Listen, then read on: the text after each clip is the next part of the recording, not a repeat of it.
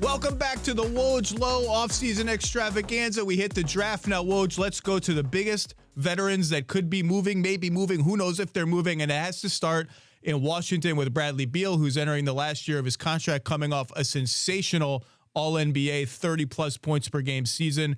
Where do we stand? Again, we're 4 days before the draft. Like, if they're going to make, anything's going to happen, there's got to be a little clarity soon. Where do we stand with this?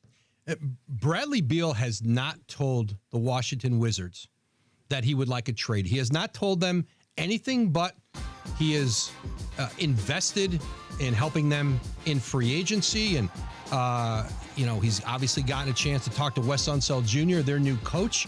Now, there's still time for that to happen, but the mechanism to do a Bradley Beal trade or any trade of a player of that caliber is to do it before the draft, because you want to do it around draft picks. Once the draft passes, it's a lot harder to do that deal, because hypothetically, if you're going to do it with Golden State, you're going to tell the Warriors who the players are. You would like it 7 and 14 if those players are in it. And so, listen, Bradley Beal has known the timetable of this, that if he wanted to be moved, if he wasn't going to sign the extension and decided he was ready to move on, that it really needs to get done before draft night. That doesn't mean he can't still do it, but right now the Wizards are preparing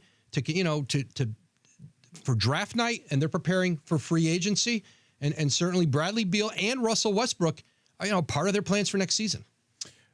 You mentioned Golden State. Bradley Beal is in his prime, still way younger than people realize because he came into the league so young. Sensational player, great shooter.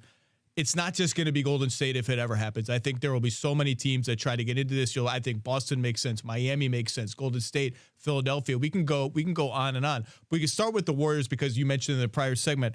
To me, if I'm Washington, unless I love James Wiseman, unless I love him, and that's a game changer if I love him. Wiseman, 7, good pick, not a great pick. 14, and Wiggins, unless I love Wiseman, that's not an incredible offer to me if I'm the Wizards. I'm asking for Warriors, you got to give me 2026 unprotected and a swap.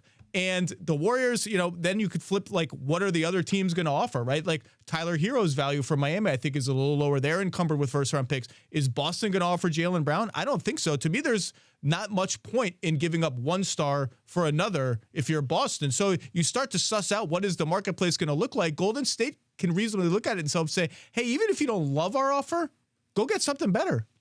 That's exactly right. And with 1 year left on his deal, Beal has leverage because the team trading for him wants to know that he wants to be there and plans to re-sign. But I also think because of the kind of player and person Bradley Beal is, I think there are teams who might not be in glamour markets who would look and say, if we win, that we could sell Bradley Beal on winning and stay in a situation where we could be really good. That isn't an LA or a New York or a Chicago, Boston, Miami. So I do think the teams out there, there'd be a wide pool. Everybody in the league would love to have Bradley Beal. Listen, he's been very loyal to Washington, and he is. And it's legit. It's not fake. He loves it and wants to win. Listen, there are some players who look for reasons to leave and some players who look for reasons to stay. He has always been about finding reasons to want to stay there. And certainly they can sign him to the Supermax next season. There's a giant extension awaiting him if he wants to do it.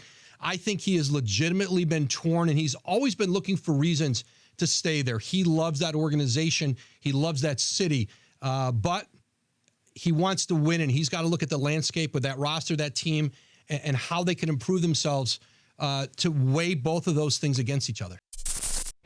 Thanks for watching ESPN on YouTube. For live streaming sports and premium content, subscribe to ESPN+.